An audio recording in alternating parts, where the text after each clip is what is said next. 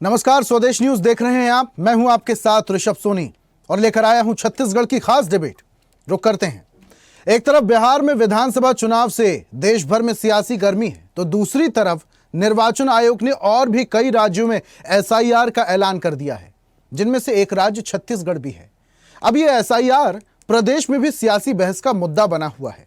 BJP ने कांग्रेस पर भ्रम फैलाने का आरोप लगाया तो कांग्रेस ने आंकड़ों की मांग कर दी। लेकिन आखिर क्यों हो रहा है इसका विरोध, और विरोध के बावजूद क्यों हो रहा है प्रदेश में एसआईआर लागू? इसी पर आज करेंगे बहस, लेकिन उससे पहले एक रिपोर्ट देखिए। चुनाव आयोग ने छत्तीसगढ़ समेत 12 राज्यों में एसआईआर का ऐलान किया है और इसी को लेकर सियासत में गर्माहट भी आ गई है। बीजेपी और कांग्रेस एसआईआर पर आमने सामने है। बीजेपी जहां इसे समय की मांग कह रही है, तो वहीं कांग्रेस इसे बीजेपी का नया चुनावी हथकंडा बताने में जुट गई है। बीजेपी का दावा है कि एसआईआर में नए मतदाताओं को जोड़ा जाएगा, मौजूद गलतियों को सुधारा जाएगा। कांग्रेस घुसपैठियों का वोट लेती आई है, इसलिए वो एसआईआर को लेकर भ्रम फैला रही है। वहीं कांग्रेस सवाल उठा रही है कि बिहार में भी घुसपैठियों को बाहर करने का ढिंडोरा पीटा गया, लेकिन चुनाव आयोग आज तक नहीं बता पाया कि कितने घुसपैठिए बाहर हुए। एसआईआर करना और नियमों को और सख्त करना, ये दोनों ही आवश्यक है। चुनाव आयोग को इसको ज़रूर करना चाहिए, शीघ्रता से करनी। एसआईआर ज़रूर कराना चाहिए। राहुल गांधी जी जिस तरह देश में घूम घूम कर लोगों को भ्रमित करते रहे, उन्होंने कहा कि एक जगह कहा कि मतदाता सूची में गड़बड़ी है और दूसरी जगह उन्होंने कहा कि एसआईआर नहीं होना चाहिए। ये उनको समझना होगा। एसआईआर आवश्यक है, होना ही चाहिए। वो लोग जिन लोगों ने वोट बैंक बना रखे हैं घुसपैठियों को, वो एसआईआर का विरोध करते हैं। निर्वाचन आयोग को बताना चाहिए कि बिहार में कितने बांग्लादेशी आइडेंटिफाई किए और सरकार को उसकी सूची कितने का दिया है और कितने लोग बाहर हो गए, क्योंकि एसआईआर से ये लोग विदेशी नागरिक भगाने की बात कर रहे हैं। तो यहाँ भी पाकिस्तानी बहुत हैं। अभी तक के गृह मंत्रालय ये नहीं बता पाया है कि कितने पाकिस्तानी हैं यहाँ छत्तीसगढ़ में। सियासी वार पलटवार के बीच राज्य निर्वाचन आयोग एसआईआर की तैयारियों में जुट गया है। मतदाता सूची में पारदर्शिता निश्चित करने के लिए निर्वाचन आयोग हर जिले में विशेष अभियान चलाने की तैयारी में है। चुनाव आयोग ऐसी व्यवस्था बनाने जा रहा है कि मतदाता अब घर बैठे अपने नाम की जानकारी ले सकेंगे। हालांकि राजनीतिक दलों की बयानबाजी से स्पष्ट है कि एसआईआर अब सिर्फ प्रशासनिक प्रक्रिया नहीं रही, बल्कि प्रदेश में चुनावी सियासत का नया मोर्चा बन गई है। ब्यूरो रिपोर्ट, स्वदेश न्यूज। तो बिहार में विधानसभा चुनाव है, वहां पर एसआईआर हो चुका है, लेकिन निर्वाचन आयोग ने एक प्रेस कॉन्फ्रेंस की और उसके बाद और भी कई राज्यों, यानी कि जहां जहां 2026 में विधानसभा के चुनाव हैं, वहां पर एसआईआर लागू करने की बात कही। अब मध्य प्रदेश और छत्तीसगढ़ में भी एसआईआर होगा। अब छत्तीसगढ़ में एसआईआर को लेकर सियासी बयानबाजी शुरू हो चुकी है। दोनों पार्टियां, बीजेपी और कांग्रेस, एक दूसरे पर भ्रम फैलाने का आरोप लगा रहे हैं। और इसी के साथ कांग्रेस ने कहा कि आंकड़ों की हेरफेर की जा रही है, आंकड़े अभी तक पेश नहीं किए गए। इसी पर आज बहस भी करेंगे। हमारे साथ कुछ मेहमान जुड़ रहे हैं। बीजेपी से हमारे साथ आलोक सोनी जी हैं। आलोक जी, बहुत स्वागत। और कांग्रेस का पक्ष रखने के लिए हमारे साथ विनय शुक्ला जी हैं। विनय जी, आपका भी बहुत स्वागत। और चर्चा की शुरुआत विनय जी मैं आपसे ही करता हूं। एसआईआर, स्पेशल इंटेंसिव रिवीजन, क्या समस्या है?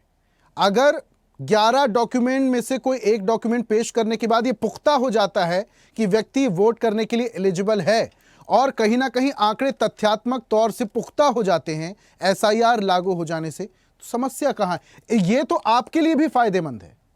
जी, ये प्रक्रिया है। हम चुनाव आयोग के द्वारा जो 9 राज्य और 3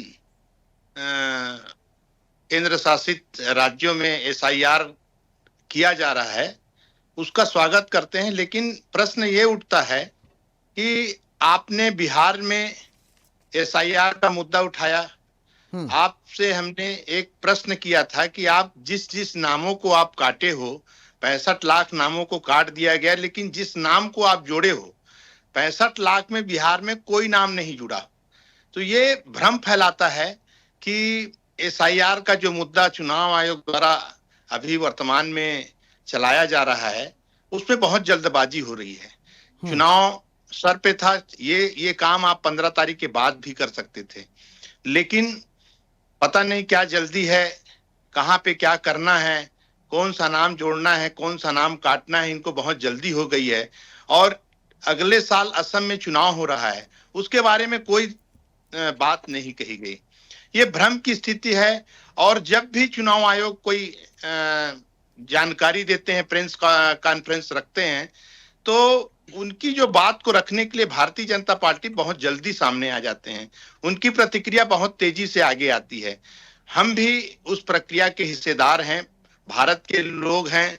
हम चाहते हैं कि शुद्धिकरण हो, नए नाम जुड़े, जो मिट गए हैं उसको मिटा दें। और जो घुसपैठिए हैं, हमारे आदरणीय भूपेश बघेल जी ने भी ये कहा है कि अगर आप एसआईआर कर रहे हैं अच्छी बात है, लेकिन जो घुसपैठिए, जो प्रवासी है, यहाँ पे आके यहाँ पे छत्तीसगढ़ में अपना नाम जो दिखा रहे हैं, वोटर लिस्ट में अपना नाम स्थापित किए हैं, अगर उसको पाया जाता है तो आप उनको निकालिए और स्पष्ट बताइए कि हमने 2 नाम, 4 नाम, 50 नाम काट दिए हैं, ये बाहर के लोग हैं, छत्तीसगढ़ राज्य के नहीं हैं, इसलिए इनको चुनाव में मतदान करने का कोई अधिकार नहीं। ये जानकारी आप दीजिए, यही हमारे नेता का मांग है। और भारतीय जनता पार्टी इसको विरोध में ले लेती है। हम विरोध नहीं कर रहे हैं, हम प्रक्रिया को स्पष्ट दिखाना चाहते हैं, लाना चाहते हैं, जनता को ये बताना चाहते हैं विनय जी, कि अगर छत्तीसगढ़ जब भी में आप लोग सवाल करते हैं निर्वाचन आयोग से, इशारा हर बार बीजेपी की तरफ होता है, इशारा हर बार केंद्र सरकार की तरफ होता है। आप लोग, आपके बड़े नेता भरे मंच से यही कहते हैं कि निर्वाचन आयोग और केंद्र सरकार आपस में मिलकर वोट की राजनीति करते हैं, सरकार बनाने की राजनीति करते हैं, तो मजबूरन बीजेपी के नेताओं को सामने आकर बोलना पड़ता है। उस दौरान फिर आप लोग बोलते हैं कि निर्वाचन आयोग से सवाल करो, जवाब बीजेपी देती है। ये सच बात है कि हम अगर सवाल चुनाव आयोग से कर रहे हैं तो उसका जवाब देने के लिए भारतीय जनता पार्टी के प्रवक्ता आ जाते हैं। तो आप सीधा सवाल कीजिए ना निर्वाचन आयोग से, आप बीजेपी को क्यों घसीटते हैं, आप केंद्र सरकार को क्यों घसीटते हैं? तो हम तो सीधा सवाल ही कह रहे थे। देखिए, बिहार में जब उन्होंने 65 लाख लोगों का नाम काटा, और कई बार सुप्रीम कोर्ट ने हस्तक्षेप किया, उसके बाद उन्होंने जो शुद्धिकरण किया उसमें ये स्पष्ट नहीं बता पाए कि हम नए मतदाता को जोड़े हैं, कितने जोड़े हैं ये नहीं बता पाए। ये सवाल एक मन में भ्रमित पैदा करता है, लोगों को, जनता को भ्रमित करता है। क्या आप चुनाव आयोग और बीजेपी का साठगांठ है क्या किसी राज्य में? आप बताइए। एक छोटा सा प्रश्न पूछ रहा हूं, अगले साल असम में चुनाव है और 12 राज्यों में एसआईआर का गठन है, जबकि उनके चुनाव 28 और 27 में है।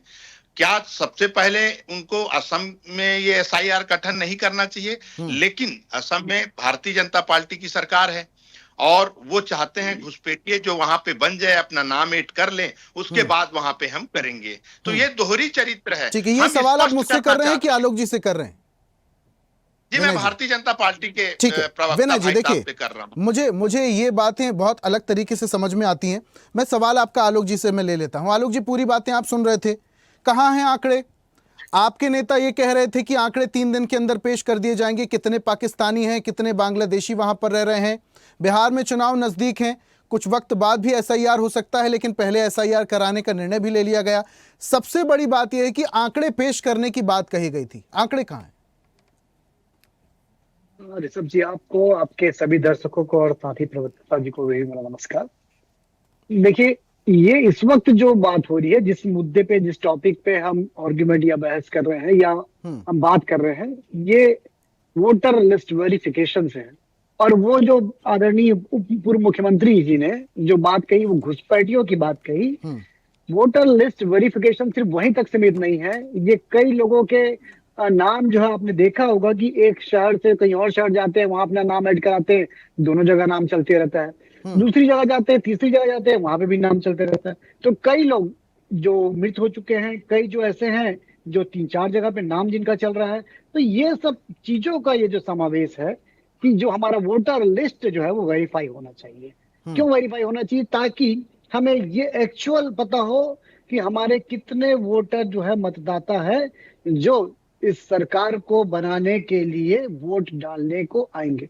और जहां तक कांग्रेस की बात है, मैं ये समझ ही नहीं पाता हूं कि कांग्रेस की मंशा क्या है। एक बार आप पूरे भरे मंच से, राष्ट्रीय स्तर पे इनके इतने बड़े जो नेता हैं, आदरणीय श्री राहुल गांधी जी, वो एक बार बात करते हैं कि चुनाव आयोग पे आरोप लगाते हैं कि एक फलाना व्यक्ति का नाम 65 जगह से है, निगाना व्यक्ति का नाम 64 जगह से है। वो व्यक्ति आकर के झुठलाता है कि मेरा नाम का इस्तेमाल ना करें। और जब एक संवैधानिक संस्था है भारत देश में और वो आपकी बातों को बिल्कुल गंभीरता से लेते हुए इस बात को अगर पूरे देश में लागू करती है कि चलो ठीक है, आप विपक्ष के इतने बड़े नेता हैं और पूरे देश में एसआईआर लागू किया जाना चाहिए, आप जो मांग कर रहे हो वो मांग हम भी कर रहे हैं। आलोक जी, भारतीय जनता पार्टी भी कर रही है। आलोक जी, तो फिर आपने अब ये आरोप लगाया, दूर की आलोक बातें क्यों की जी, जाती सुनिए हैं? सुनिए, जी। आपने ये आरोप लगाया कि कांग्रेस और विपक्ष के जो नेता हैं वो बांग्लादेशियों के वोट पर अपनी सरकार बनाना चाहते हैं, उससे पहले एसआईआर हो जाए ताकि पारदर्शिता आ जाए। ठीक, आपने यही कहा। आंकड़े पेश होने की जब बात आ जाती है आप लोग गोलमोल बातें करने लगते हैं। अरे भाई, जनता के सामने आप पेश तो कीजिए, ये आप बताइए ना कि कितने बांग्लादेशी पकड़े गए, कितने पाकिस्तानी पकड़े गए, कितने विदेशी पकड़े गए, आपने एसआईआर में क्या खोया क्या पाया, ये आप जनता के सामने पेश कीजिए ना।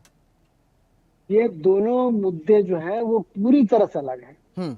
वो एनआरसी और एसआईआर को दोनों को क्लब करने की कोशिश की जा रही है। इस देश में रहने वाले लोग और जो इस देश का हक रखते हैं उनकी जगह पे ऐसे लोगों को इस देश की सुविधाओं को इस्तेमाल किया जा रहा है, इस देश की सुविधाओं का, उन योजनाओं का लाभ ले लिया जा रहा है। तो ऐसे लोगों को मैं समझता हूं देश से बाहर करना ये हर एक सरकार की जिम्मेदारी है। ना ये केवल भारतीय जनता पार्टी की नहीं, ये कांग्रेस की भी उन तमाम अच्छा, छत्तीसगढ़ में भी गैर हिंदुस्तानी है आलोक जी, छत्तीसगढ़ में भी गैर हिंदुस्तानी है। बिल्कुल गैर हिंदुस्तानी, बिल्कुल। अगर जो भी है सरकार अपना काम कर रही है। इसके पहले तो कांग्रेस ने कभी इस तरह का भारत के अगर वो मूल नागरिक नहीं है तो वो गैर हिंदुस्तानी है जी, है ना। इसलिए आप लोग एसआईआर करा रहे हैं। ये स्पष्ट हो जाए कि अगर कोई व्यक्ति मर गया है और फिर भी अगर उसका वोटर लिस्ट में नाम आ रहा है तो जो त्रुटियां हैं लिस्ट में वो गायब हो जाएं। इसके अलावा बड़ा मुद्दा ये भी है कि जो गैर हिंदुस्तानी हैं वो उनके दम पर उनका वोट शामिल ना हो, ये भी एक बड़ा मुद्दा है ना साहब। नहीं, ये एसआईआर और जो गैर हिंदुस्तानी का जो मुद्दा है ये दोनों पृथक है। ये गैर हिंदुस्तानी वो लोग भी है जो वोट नहीं डालते लेकिन उन तमाम सुविधाओं का इस्तेमाल करते हैं जो भारत देश में निवास करने वाले लोगों का हक छीन रहे हैं। और ऐसे भी लोग हैं जो वोट डाल करके ऐसे चुनावों को निष्पक्ष नहीं रहने दे रहे हैं। तो फिर आपके नेता ये क्यों कहते हैं कि घुसपैठियों के दम पर अपनी सरकार बनाना चाहते हैं विपक्ष? घुसपैठिए कौन? जो इस देश के नागरिक नहीं है, जो बाहर से लोग आए हैं, तार के नीचे से घुसकर जो लोग आए हैं वो घुसपैठिए हैं और वो वोट देते हैं, वो अधिकारों का गलत हनन करते हैं लोगों के। यही तो मतलब होता है ना। आंकड़े क्यों नहीं पेश कर देते आप लोग? सरकार उस पर भी अपना काम कर रही है, आंकड़े भी प्रस्तुत हो ही जाएंगे। ऐसा नहीं कि आंकड़े नहीं आएंगे। और जितने अभी तक डिपोर्ट किए गए हैं, छत्तीसगढ़ की बात करूं मैं तो उसके भी आंकड़े जो है वो सार्वजनिक किए गए, कितने लोगों को डिपोर्ट किया गया है। और एक और बात, क्या किसी भी व्यक्ति को केवल इस आधार पर डिपोर्ट कर दिया जाए जब तक कि पूरी वेरिफिकेशन कंप्लीट ना हो जाए? उसके लिए समय होता है।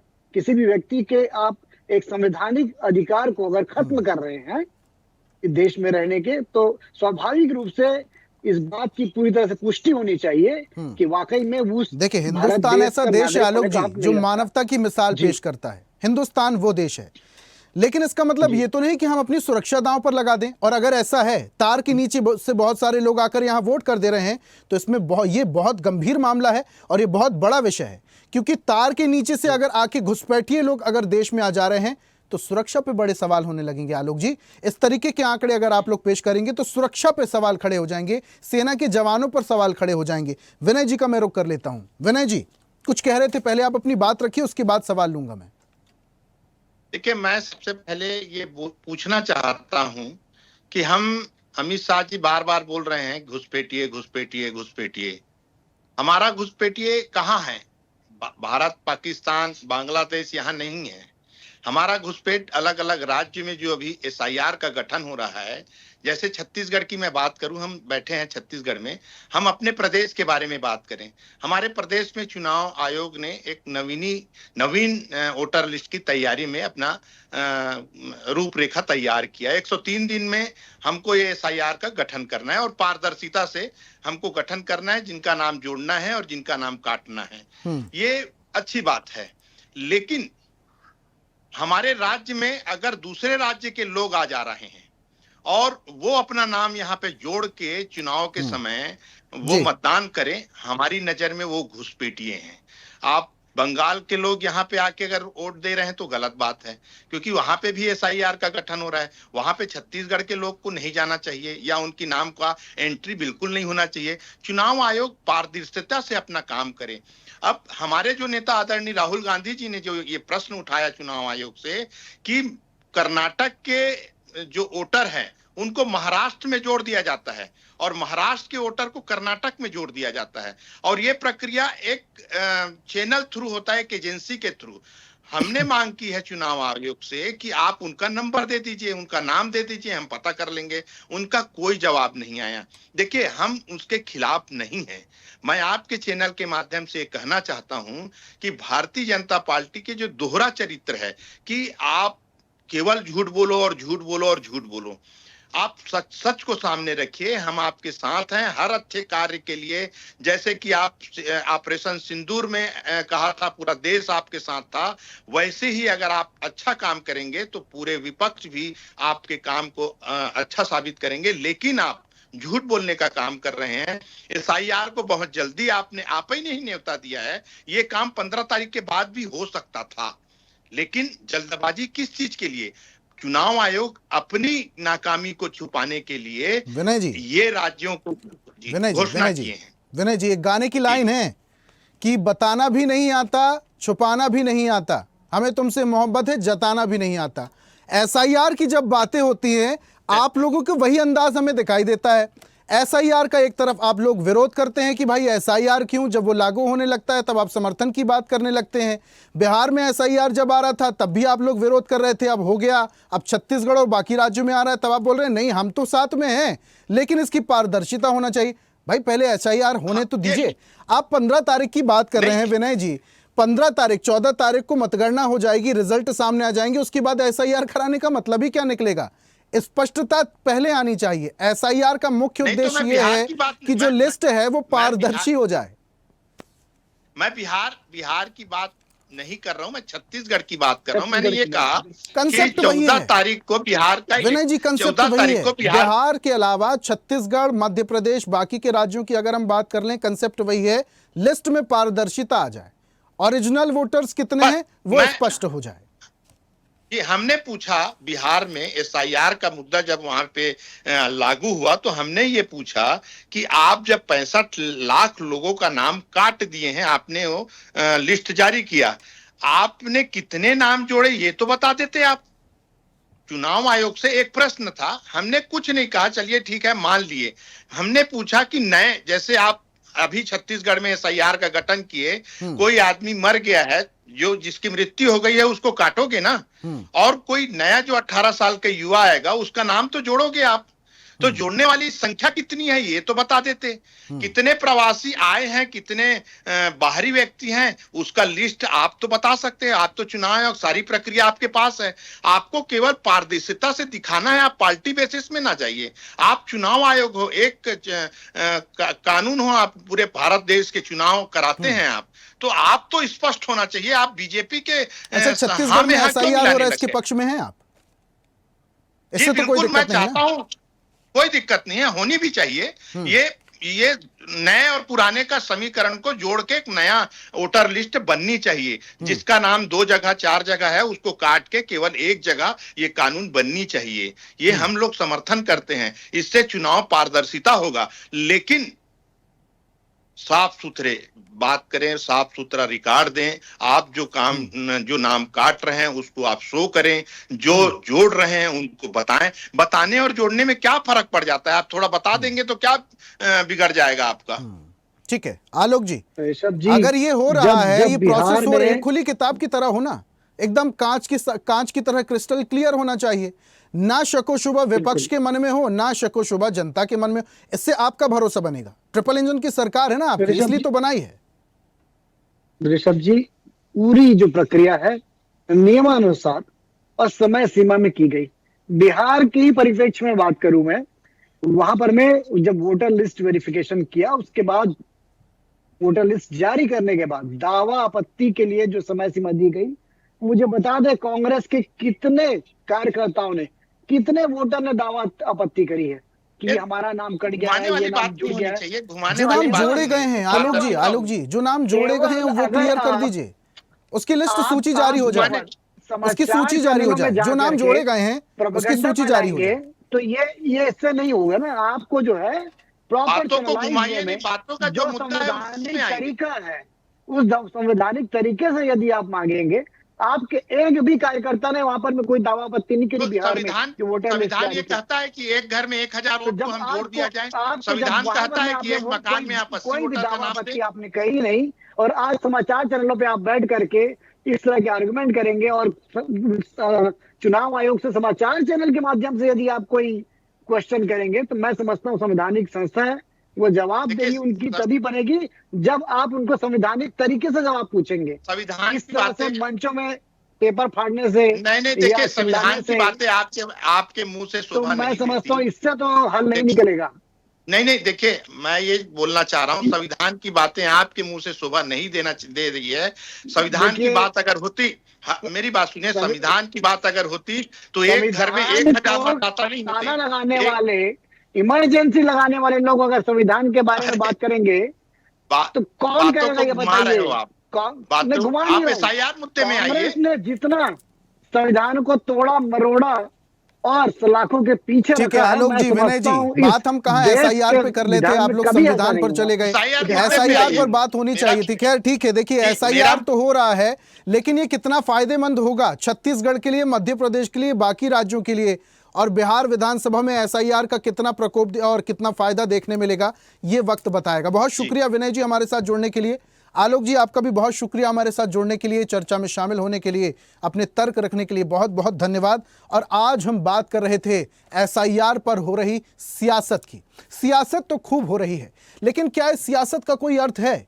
क्या एसआईआर छत्तीसगढ़ में जो हो रहा है उसको लेकर पारदर्शिता होगी, या फिर जो कांग्रेस आरोप लगा रही है कि आंकड़े क्यों नहीं पेश की जा रहे हैं, भ्रम जाल बनाया जा रहा है, इन बातों में कितनी सत्यता है? क्या एसआईआर के जरिए वोटर लिस्ट में पारदर्शिता होगी? क्या जेन्युइन लोग वोटर्स बन पाएंगे? ये आने वाला वक्त बताएगा। आज की खास पेशकश में फिलहाल इतना ही। देखते रहिए स्वदेश न्यूज, सबसे पहले देश। और ऐसी ही ताजा खबरों के लिए लाइक, फॉलो और यूट्यूब पर सब्सक्राइब कर बेल आइकन जरूर दबाइए, और हर अपडेट के लिए विजिट कीजिए स्वदेशलाइव.com।